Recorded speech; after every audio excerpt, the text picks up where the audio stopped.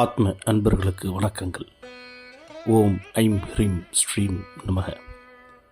வருகின்ற 30/4/2025 புதன்கிழமை என்று அட்சய திருதியை வருகிறது. பொதுவாக நம்ம அட்சய திருதினா என்ன செய்வோம்? உடனடியாக எந்த செலவினங்கள் எப்படியா இருந்தாலும் பரவாயில்லை, அன்னைக்கு 1 கிராம் தங்கமாவது வாங்கி நம்ம சேர்த்து வச்சிடணும். அப்படி இருந்தால் தான் அந்த வருஷம் முழுக்க நமக்கு தங்கம் சேரும். இந்த கொள்கையோடு நிறைய பேர் அதிதீவிர முயற்சியில் தங்கம் வாங்கிறதுக்கான ஏற்பாடுகளை செஞ்சிட்ருப்பீங்க. உங்களுக்கான பதிவு தாங்க இது. பொதுவாக சாஸ்திரம் என்ன சொல்லுது? அட்சய திருதினா தங்கம் வாங்கணும்னு சொல்லுதா? அதை பற்றி தான் இப்போ நம்ம பார்க்க போகிறோம். வாங்க வீடியோக்குள்ளே போவோமா? அட்சய திருதியைனா அமாவாசைக்கு அடுத்து வரக்கூடிய 3வது நாள் தான் திருதியை என்று பெயர். அப்போ அக்ஷயம்னா வளர்தல் என்று பொருள்படும். எது கொடுத்தாலும் வளரும் இல்லைங்களா? அதுதான் அட்சய திருதி. இந்த நாள் மகாலட்சுமிக்கு மிக உகந்த நாள், அது எல்லாருக்கும் தெரியும். ஆனால் அதனுடைய தாத்பரியம் என்ன, அதை பற்றி தான் இப்போ நம்ம பார்க்க போகிறோம். பொதுவாக இந்த நாளில் நம்ம நகைகளையோ பொருட்களையோ மற்ற விஷயங்களையோ நிறைய வாங்கி எடுத்து நமக்குள்ளே பூட்டி வச்சிருக்கிறதுக்காக இந்த நாளுன்னு நினச்சிக்கிட்டிங்கன்னா அது உங்களுடைய தவறு. அது இல்லைங்க. அக்ஷய திருதி நாள் என்பது கொடுப்பதற்கான நாளுங்க. அதாவது தானம் பண்ண மிகச்சிறந்த நாள் எதுன்னு பார்த்தீங்கன்னா இந்த அக்ஷய திருதியை.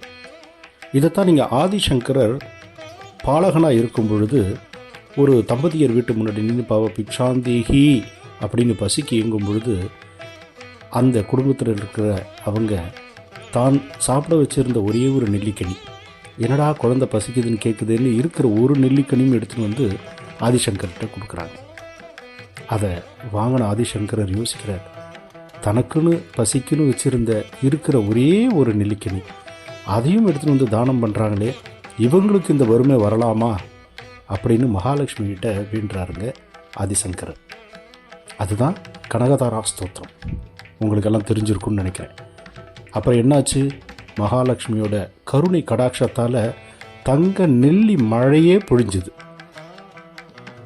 இதுதான் இந்த அக்ஷய திருத்தியோடைய ஒரு மிகப்பெரிய பலம்னு நான் சொல்லுவேன்.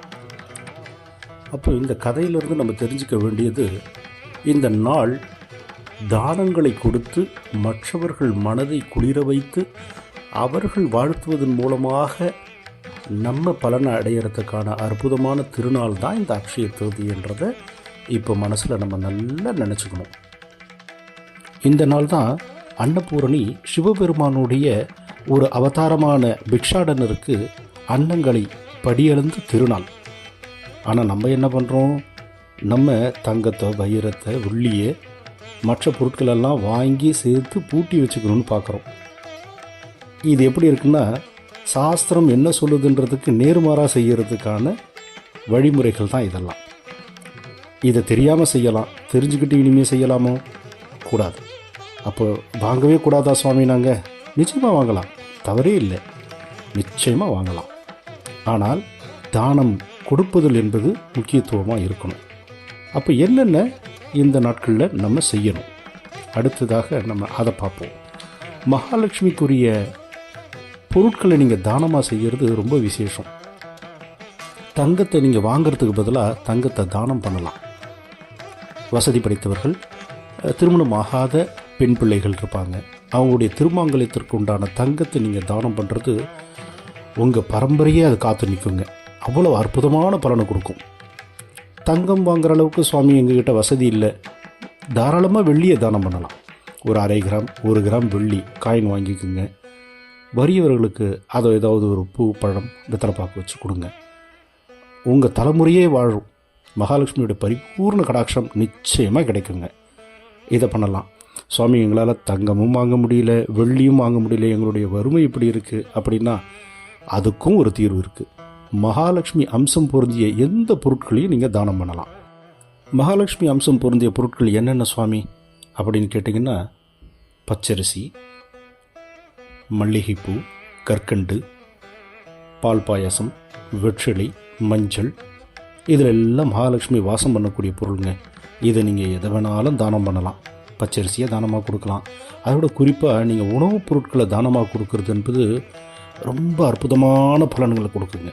மகாலட்சுமியோடைய அனுகிரகம் உடனடியாக வந்து சேரும். உணவுப் பொருட்களை கொடுக்கறது உணவாகவே கொடுக்கலாமா அப்படின்னு கேட்டிங்கன்னா தாராளமாக கொடுக்கலாம். ரொம்ப வசதி எதுன்னு கேட்டிங்கன்னா தயிர் சாதம். எளிமையாக எல்லோரும் செய்ய வேண்டியது, எல்லோரும் செய்யக்கூடியது தயிர் சாதம். அப்போது தாராளமாக பசிக்கிறவங்களுக்கு தயிர் சாதத்தை இன்றைய நாளில் தானமாக கொடுப்பது என்பது அவங்களுடைய பிள்ளைகள், வாரிசுகள், அவங்களுடைய செல்வாக்கு இவற்றையெல்லாம் ரொம்ப சிறப்பாக வச்சுக்கும். அதனால் மறந்துடாமல் அதை நீங்கள் தானம் செய்கிறதுன்றது ரொம்ப விசேஷம். தங்கம் வெள்ளி நகைக்கடைக்காரர்களாலும் அதன் மீது மோகம் கொண்டவர்களாலும் பரப்பப்பட்ட இந்த மிகப்பெரிய மாயை இன்றைக்கி நம்மளை எல்லாரையும் ஆட்டி படைக்குது. அதிலிருந்து வெளியில் வரணுன்றது தான் அடியவனுடைய அன்பார்ந்த வேண்டுகோள். சாஸ்திரமும் தர்மமும் என்ன சொல்லுதோ அதை செய்யணும். எப்படி கிருஷ்ணருக்கு குசேலர் ஒரு பிடி அவளை கொடுத்து அளப்பரிய செல்வத்தை வாங்கினாரோ, எப்படி ஆதிசங்கரருக்கு ஒரே ஒரு நெல்லிக்கனியை கொடுத்து அந்த தம்பதியர்கள் மகாலட்சுமியுடைய பரிபூர்ண கடாட்சத்தை பெற்றார்களோ, அதுபோல் நீங்களும் பெற்றிருக்க வேண்டும், பெற வேண்டும் என்பதுதான் என்னுடைய ஆசை. அன்பர்களே, அதனால தான் மகாலட்சுமி அம்சம் பொருந்திய பொருட்கள்லாம் நான் சொன்னேன் இல்லையா. உங்களால் முடிஞ்சது பச்சரிசி முடியும் இல்லையா, தாராளமாக அரிசியை தானம் பண்ணுங்க. சாதம் முடியுமா, தயிர் சாதம், அதை வாங்கி கொடுங்க. பூ தானம் பண்ணலாம். பால் பாயசம் வச்சு பக்கத்து வீட்டுகளுக்கு கொடுங்க. கற்கண்டு தானம் பண்ணலாம். இப்படி உங்களால் முடிஞ்சது அட்லீஸ்ட் என்ன முடியுமோ. எதுவுமே முடியாதவங்க தண்ணீரை தானம் பண்ணுங்க. நிச்சயமாக தண்ணீர் மகாலட்சுமியோடைய அம்சங்க. தண்ணீரை தானம் பண்ணி பாருங்களேன். அன்றைய நாளில் அற்புதத்தை நீங்கள் அடுத்த ஆண்டு காணுவீங்க. இதெல்லாம் சாஸ்திரம் நமக்கு சொல்லியிருக்கக்கூடிய செய்திகள். நீர்முறை தானம் பண்ணலாம். அப்போ தானம் மட்டும்தான் இந்த நாளில் கொடுக்கணுமா, நம்ம எந்த புதிய பொருட்களோ நகைகளோ ஆபரணங்களோ வாங்கக்கூடாதா அப்படின்ற ஒரு சந்தேகம் உங்கள் மனசில் எழலாம். நிச்சயமாக வாங்கலாம், தப்பே இல்லை. ஆனால் தானம் என்பது தான் பிரதானமாக இருக்கணும்.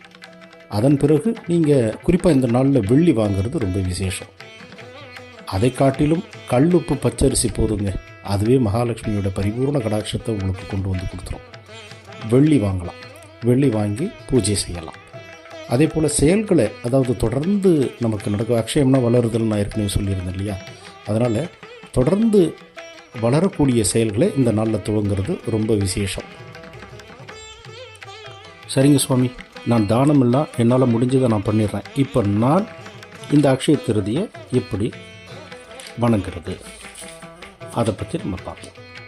அக்ஷய திருதியை இப்போது இந்த நாளில் மகாலட்சுமி வழிபாடு என்பது மிகச்சிறந்த அற்புதமான பலன்களை கொடுக்குன்னு நான் ஏற்கனவே சொல்லியிருக்கேன். அப்போ மகாலட்சுமி வழிபாடு எப்படி பண்ணலாம்? உங்கள் வீட்டில் இருக்கக்கூடிய மகாலட்சுமி படத்தை எடுத்துக்கோங்க. அதை நல்லா சுத்தம் பண்ணிவிட்டு ஒரு வாழை இலை, தலைநுனி வாழை இலை ஒன்று வச்சுக்கோங்க. பச்சரிசி பரப்பி அது மேலே குத்து விளக்கையோ காமாட்சி அம்மன் விளக்குகளையோ வச்சுட்டு அதை நல்லா மல்லிகையால் அலங்காரம் பண்ணிவிட்டு கல் உப்பு வாங்கி வச்சுக்கோங்க. கற்கண்டு டைமண்ட் கல்கண்டாக இருந்தால் ரொம்ப விசேஷம்.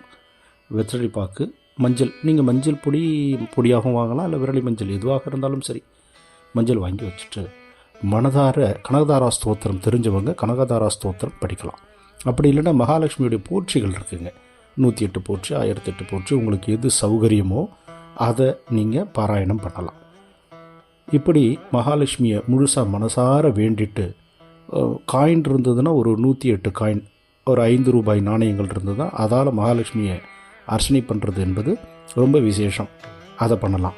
இதெல்லாம் செஞ்சு முடிச்சுட்டு மனசார பிரார்த்தனை பண்ணிவிட்டு கற்பூர ஆரத்தி காமிச்சிட்டு நெய்வேத்தியம் என்கிற வகையில் பால் பாயாசம் அல்லது அவல் பாயாசம் இதை வைக்கிறது ரொம்ப விசேஷம். இதை மட்டும் செஞ்சு பாருங்கள். தான தர்மங்களை செஞ்சுட்டு இந்த பூஜையை மாத்திரம் செஞ்சு பாருங்கள். அடுத்த ஆண்டு நீங்கள் அபரிவிதமான வளர்ச்சியை பெறுவீங்க என்பதில் ஐயமே இல்லை. நிச்சயமாக சொல்கிறேன். அடுத்த ஆண்டு செல்வ செழிப்போட நீங்கள் என்னென்னலாம் விரும்புகிறீங்களோ அவற்றையெல்லாம் அந்த மகாலட்சுமி நிச்சயம் தருவாங்க என்ற நம்பிக்கையோடு வாழ்த்துகளோடு வணங்கி விடைபெறுகிறேன். நன்றி. சித்தர்களோடு சித்திக்கட்டும்.